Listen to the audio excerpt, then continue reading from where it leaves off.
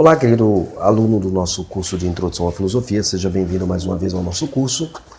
Nós estaremos aqui apresentando para vocês a disciplina de hoje. A nossa disciplina de hoje é vinculada à filosofia, diz respeito à disciplina de epistemologia. Essa disciplina é importante porque ela está presente em vários campos do saber filosófico e que nós precisamos aprender sobre ela, mergulhar mais sobre ela e entender mais ela, ok? Então nós vamos trabalhar aqui a definição, o que é epistemologia, de maneira muito clara, muito nítida para vocês. E etimologicamente a palavra epistemologia vem das duas palavras gregas. A primeira palavra grega, a palavra grega episteme, que significa arte, habilidade, conhecimento, ciência, né? E logos, que é a palavra para estudo, ou palavra, ou razão. Epistemologia, no seu sentido fundamental, é o estudo do conhecimento e relacionados às questões filosóficas do conhecimento. Ou seja, é o problema, é o estudo das questões relacionadas ao problema do filosófico do conhecimento. Em outras palavras, a epistemologia seria a teoria do conhecimento. Muito bem. Então, a epistemologia, ou teoria do conhecimento, é conduzida por duas questões fundamentais de capital importância para nós. E são essas duas questões fundamentais, a primeira delas é o que é o conhecimento. Então, para a gente estudar sobre epistemologia, eu preciso saber o que é o conhecimento. Isso é o ponto importante. A segunda questão que a gente precisa entender é como podemos conhecer. São essas duas perguntas que você vai trabalhar em relação à epistemologia. Se pensarmos que podemos conhecer algo, como a maioria das pessoas pensam que pode conhecer algo, e aí surge uma terceira pergunta essencial, fundamental, que é como conhecemos o que nós conhecemos. Você sabe o que você está conhecendo, você sabe o objeto do seu conhecimento. Essa é a ideia aí de epistemologia, ok? Então, a epistemologia é o problema central da nossa geração. De fato, o assim chamado conflito de gerações, na verdade, é um conflito epistemológico, simplesmente porque a geração atual, ela olha para o conhecimento de uma forma radicalmente diferente das anteriores. Aí diz Francis Schaeffer naquele seu livro, O Deus que se Revela.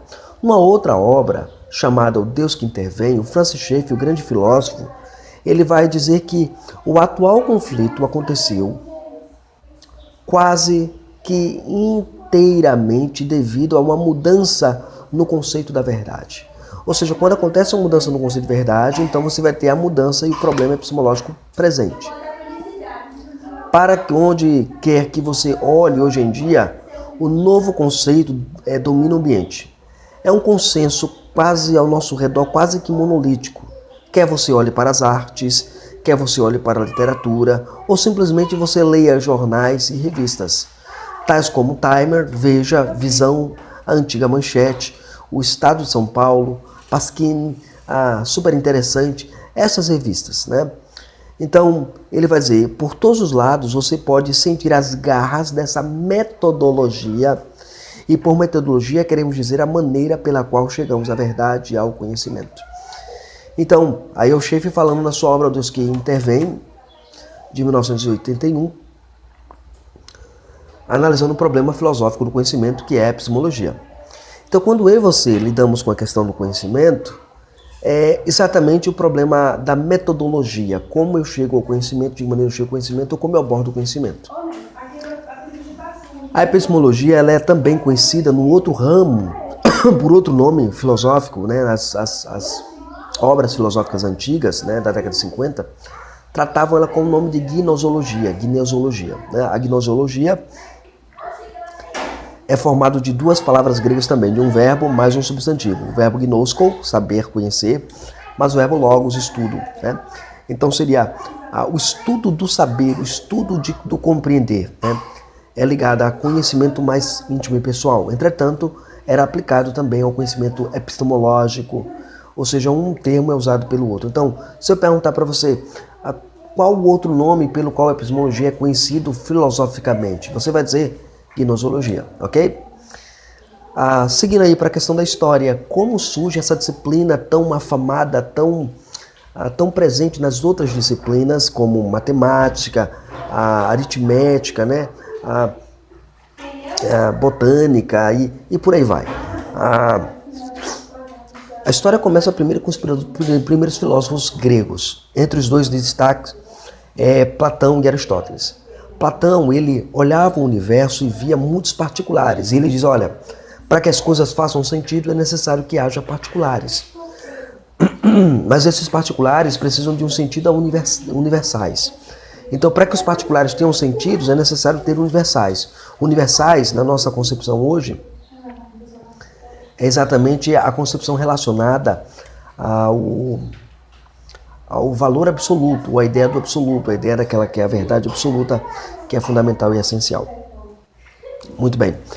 Um outro filósofo que vai... E aí, Platão ele vai discutir isso na sua obra, e Platão vai dizer assim, olha, a ideia de cadeiras, há várias cadeiras. Então, de onde que vem essa ideia de cadeiras? Ele vem de um mundo ideal, ou seja, o padrão absoluto tem uma forma ideal de cadeira, porque nem toda cadeira tem as formas iguais. Esses particulares significam uma forma original. Essa forma original ele chama de forma ideal, ou seja, o mundo das ideias que Platão propunha. Aristóteles, por sua vez, ele também desenvolve uma ideia sobre os particulares, filosoficamente falando. Não é que Aristóteles você vai encontrar lá o termo epistemologia na obra de Aristóteles, você não vai encontrar. Mas noções epistemológicas você vai encontrar lá na obra dele. Isso aqui é importante para nós. Aristóteles, ele via os particulares, ele decidia organizar tudo em cima de um único sistema, ou seja, de um único universal, que ele vai chamar de órgão. Então, no órgão você encontra todos os particulares, ou seja, os particulares existem porque existe um órgão. Existe uma ordem em todas as coisas. A busca dos filósofos era a ordem de todas as coisas, o que nós vamos ver em metafísica, quando a gente vai falar sobre a questão do ser e da transcendência do ser, ok? Muito bem. Seguindo aqui para o pai da epistemologia moderna. Então, podemos falar de epistemologia propriamente no período moderno com o John Locke. John Locke ele é considerado o pai da epistemologia, porque ele lidava com o problema filosófico do conhecimento dizendo o seguinte, que nós não nascemos sabendo alguma coisa, mas através da experiência nós vamos adquirindo conhecimento. A mente é como se fosse um quadro negro que vai sendo preenchido aos poucos, uma tábua rasa que você vai preenchendo. Então, como você preenche essas informações, esses dados, através daquilo que ele chama de dados empíricos, dados da experiência.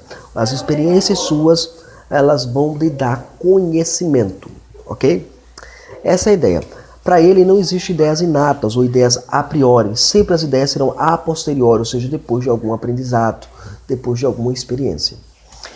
Muito bem, isso nos leva para a nossa terceira questão, a questão das formas do conhecimento. O conhecimento são classificados de duas maneiras, sensível e intelectivo. A questão levantada sobre essas duas maneiras do conhecimento é a seguinte: de onde vêm as ideias que temos em nosso intelecto, em nosso pensamento? Elas existem por causa da nossa experiência com o meio ou elas existem por causa da própria razão? Em que sentido as sensações e o intelecto atuam nesse processo do conhecimento? Né? As sensações e o intelecto atuam de que forma? A pergunta fundamental é, se alguém fosse cego, surdo, mudo, sem tato ou paladar, essa pessoa teria algum conhecimento na sua mente? Ele poderia entender o significado de um número? Os empiristas e racionalistas eles se opuseram em relação a essa questão. Os empiristas, por exemplo, privilegiavam a experiência, afirmando que a mente é uma tábua rasa e que nada há nela que não tenha passado pelo simples contato com a experiência. Já os racionalistas privilegiaram, de fato, o intelecto, afirmando que a existência de ideias inatas em nós justificam o conhecimento, ou seja, essas ideias que não existem por causa da nossa experiência com o mundo sensível. Então as ideias sempre são a priori para os racionalistas.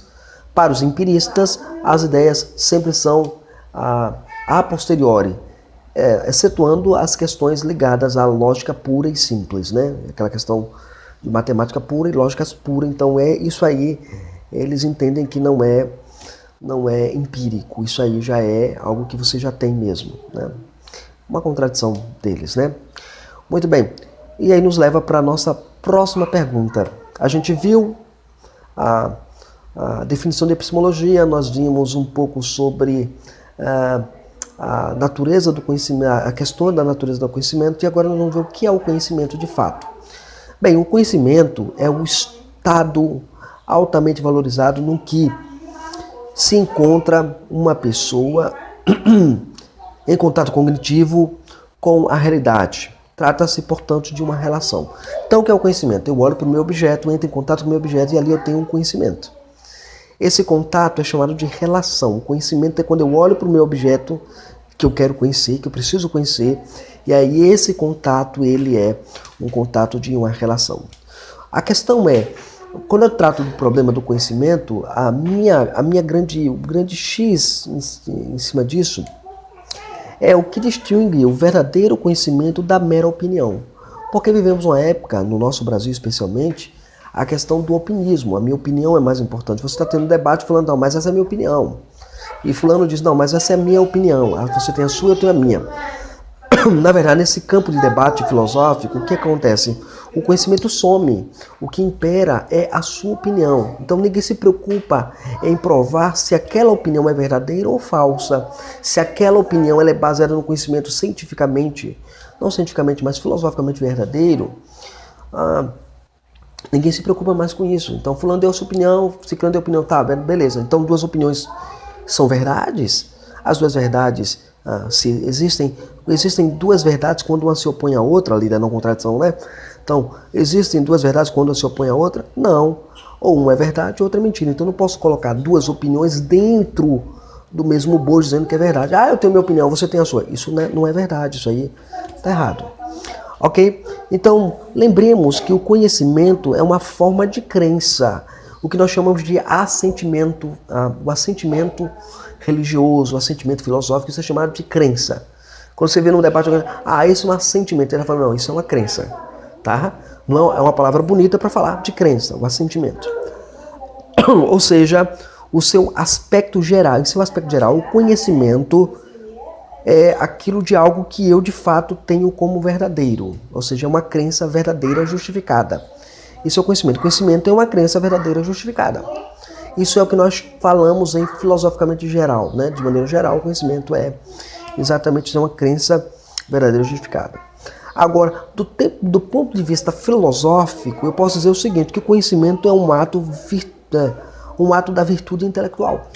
Virtude aqui é aquilo que é bom e aquilo que é verdadeiro, tá? Virtude aqui tem a ver com isso, não com a ideia de poder, como geralmente você pode entender virtude, né? Mas virtude tem a ver com aquilo que é bom e aquilo que é verdadeiro. Então, o conhecimento é uma virtude intelectual. Isso engloba várias ideias filosóficas dos filósofos lá atrás, que nós vamos estudar mais adiante, quando nós entrarmos na nossa breve aula sobre história da filosofia, ok? Vamos seguir aqui para o processo do conhecimento. Então, tudo bem, a gente entendeu o que é conhecimento. O conhecimento é uma crença verdadeira justificada, ou o conhecimento é um ato da virtude intelectual. A sua mente, ela procura sempre o que é bom, e o conhecimento é aquilo que é bom e verdadeiro. Agora seguimos para o processo do conhecimento. Como nós chegamos a um conhecimento, ou como sabemos as coisas que nós sabemos? Essa é a grande questão, essa é a grande pergunta que nós devemos ter em nossa mente, ok? Então vamos ver aqui, vamos pensar aqui. Como chegamos? Primeiro nós vamos ter a postura filosófica chamada racionalismo. O racionalismo, gente, tem três definições básicas para racionalismo. Três definições básicas. A primeira é que racionalismo é a crença de que é possível o homem obter a verdade contando unicamente com a razão, ou pelo menos por meio dela e com a ajuda de outros métodos. Então pode acontecer isso. A segunda definição de racionalismo é a crença de que todas as coisas podem ser explicadas por meio da razão e que todas as verdades podem ser agrupadas em um sistema orgânico, não orgânico, mas um sistema único, uma unidade de sistemas, né? E terceiro, você vai ter lá a crença de que a fé religiosa ela é destituída de alicerce racional. Então, para muitos racionalistas, nos parece que é um problema dos racionalistas dizer assim, ó, a fé religiosa, ela não é racional, ela não é lógica. Isso aí é pura balela, tá, gente? Especialmente quando eu olho para o cristianismo, eu olho o cristianismo como racional. O cristianismo, ele é racional, ele é lógico, ele não é alógico, ele é lógico, ele é racional. O cristianismo, as verdades do cristianismo, elas são racionais, elas são proposicionais, ou seja, você compreende o que é dito no cristianismo. Você pode não entender a profundidade de determinadas implicações doutrinárias que o cristianismo tem, mas ele é racional, sim, ok? Vamos seguir aqui para as ideias filosóficas do racionalismo. Primeira ideia filosófica do racionalismo é que o conhecimento é fruto da razão, sem a necessidade da experiência para adquirir algum conhecimento. Então a primeira ideia filosófica deles é assim, olha, não há outro caminho senão a razão para o conhecimento. Segundo, os sentidos eles não são confiáveis para você aprender alguma coisa. Essa é a segunda ideia filosófica do racionalista. E a terceira, apenas o conhecimento a priori é válido. Ou seja, as ideias no sistema racionalista são inatas. O conhecido como inatismo filosófico. Inatismo aqui não tem nada a ver com outra coisa a não ser inato, aquilo que é colocado em você, ok? Então essa é a primeira forma que os filósofos discutem sobre como chegar ao conhecimento. Segunda questão, nós vamos entrar na questão do empirismo. A palavra empirismo, ela vem do grego, que é a palavra empiria, significa experiência, literalmente experiência, da experiência, né? Ou teste. Então o empirismo é a tese que diz que tudo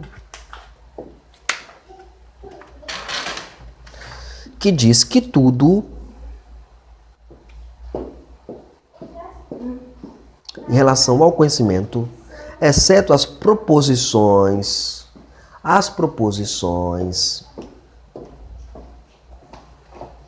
lógicas e puramente matemáticas, está alicerçado sobre a experiência. Então, quando eu lido com essa questão... Pois bem, querido aluno, seja bem-vindo mais uma vez. Nós vamos agora concluir a segunda parte da nossa aula sobre epistemologia e vamos tratar da segunda parte, que vai abordar o tema do processo do conhecimento, ou seja, como eu conheço, de que maneira eu conheço. E nós já vimos as ideias filosóficas relacionadas ao racionalismo, e aí vamos entrar agora na questão do empirismo, como nós demos as primeiras notas introdutórias. Relembrando aqui que o empirismo diz respeito ao processo do conhecimento mediante a experiência. Lembrando que a palavra empiria, né, a palavra grega empiria que aparece, significa teste. Ou seja, o conhecimento é mediante o teste da experiência. Pela experiência como um todo, você adquire o conhecimento. O empirismo é o teste que diz que toda a forma de conhecimento, ela é dada, exceto as proposições da lógica pura e da matemática pura, que não entram na categoria de conhecimento empírico, que são inatos. Para os empiristas, eles vão entender desta forma. A lógica pura e a matemática pura, ela de fato ela é a priori, né? Esse é o sentido. Mas a boa parte de todo o conhecimento, segundo o empirismo, está alicerçado sobre a experiência do indivíduo. O que o empirismo combate? O empirismo combate, gente, é a questão própria do racionalismo. O racionalismo ele vai propor para nós que todo conhecimento, toda fonte de conhecimento, na verdade, ela é fundamentada na razão, ou seja, a razão me dá todo o suporte, tudo aquilo que eu preciso para o meu conhecimento.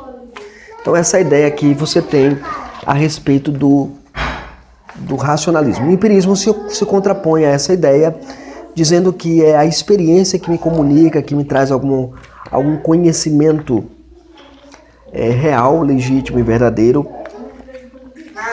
para nós, dentro do campo da epistemologia, ok?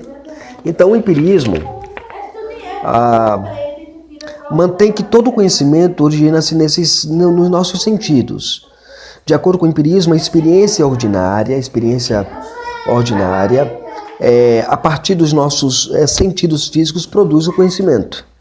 No empirismo, o método científico de investigação é enfatizado, certamente é alegado os numerosos triunfos da ciência na era moderna que demonstram a verdade do método empírico. A ciência certamente é baseada na observação. Então, por você observar as coisas, você cria um método de observação e daí muita gente vai dizer que o empirismo é quem vai dar essa questão de todo o conhecimento. Enquanto os racionalistas procedem pela dedução, empiristas usam o raciocínio indutivo também. Além da coleta das suas experiências e observações, ele traça inferências e conclusões delas. O conhecimento empírico ele é a posteriori, ele é sempre depois da experiência. Isto é, vem depois ou através da própria experiência, né? Uma pessoa deve ser capaz de cheirar, de provar, de sentir, de ouvir, de ver algo, para que ela possa conhecê-lo. Uma vez que algo é experimentado ou sentido, né?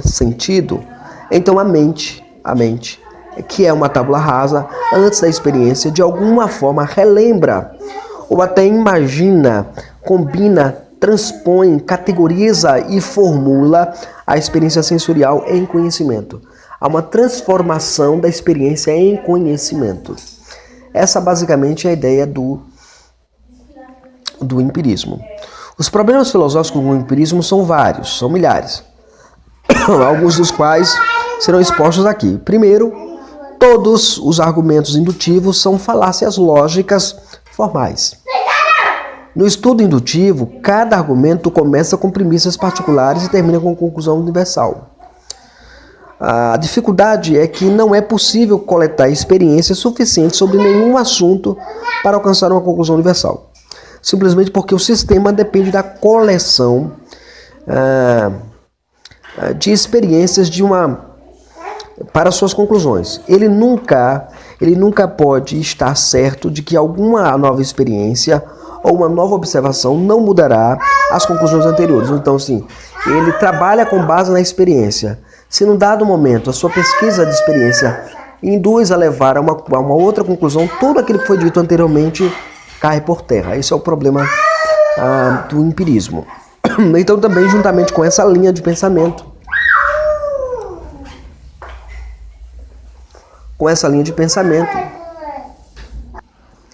então, essa é a questão que nós vamos ver nisso, né? O fato é que a ciência nunca pode dar a verdade, ela nunca pode nos dar a verdade, pois ela trata somente com teorias, não absolutos, ela tem apenas teorias. E foi Einstein que disse: nós cientistas não sabemos nada sobre a natureza, de forma alguma. Nosso conhecimento é apenas um conhecimento do colegial. Nós conhecemos um pouco mais do que conhecemos agora. Mas a natureza real das coisas, essa nós nunca conhecemos. E o filósofo Karl Popper, vai dizer o seguinte: na ciência não há conhecimento no sentido que Platão e Aristóteles usam a palavra, no sentido em que implica na finalização. Na ciência nunca temos razão suficiente para crer que alcançamos a verdade. Esse é o maior problema que nós enfrentamos frente à dificuldade do conhecimento, chamado conhecimento empírico, ok? O segundo, os sentidos podem e frequentemente, talvez, sempre nos enganam. Ninguém pode ter menos experiência duas vezes, a mesma experiência duas vezes, né? O antigo filósofo Heráclito falava exatamente disso no seu famoso ditado: não é possível banhar-se duas vezes no mesmo rio. Coisas finitas e contingentes mudam, assim como a água, o rio continuam a fluir. Em algum sistema, a verificação que é a inferência de uma conclusão por consequência boa e necessária não é possível. De fato, o axioma básico, ou seja, a verdade básica, o princípio básico do empirismo, que teorias, ideias e proposições devem ser verificadas ou refutadas pela observação sensorial, não pode ele mesmo ser verificado ou refutado pela observação sensorial. O próprio empirismo, eu não posso fazer isso. Assim, o empirismo descansa sobre uma autocontradição e, portanto, num falso ponto de partida. Então, são várias dificuldades que você encontra aí com o empirismo, eu não vou tratar de todos, né? Ok. O empirismo, ele combate exatamente o racionalismo, insinuando que todo o conhecimento se origina nos sentidos. Nós já vimos que isso aí é furado, né? Também a mente humana é uma tábua rasa que vai sendo preenchida progressivamente quando eu vou tendo as minhas experiências, os meus atos de experimentos. Isso também não funciona porque quebra toda a nossa estrutura.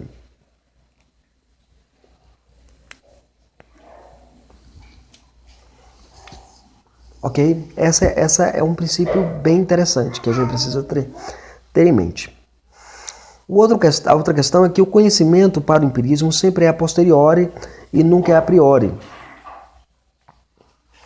Então nós já vimos que basicamente não é esse o caso.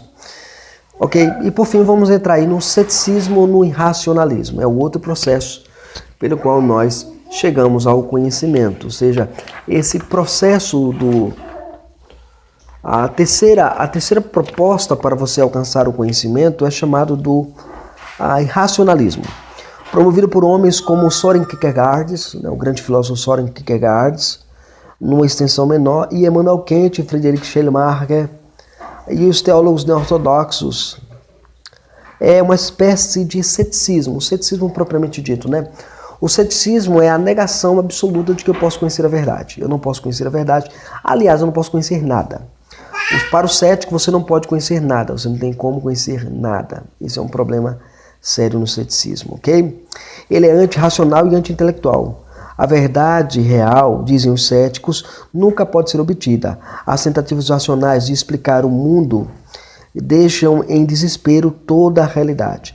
A realidade não pode ser comunicada de maneira proposicional, né? Então, proposicionalmente eu não posso comunicar a verdade, ou seja, aquilo que eu falo não pode coadunar com a realidade que nós vivemos.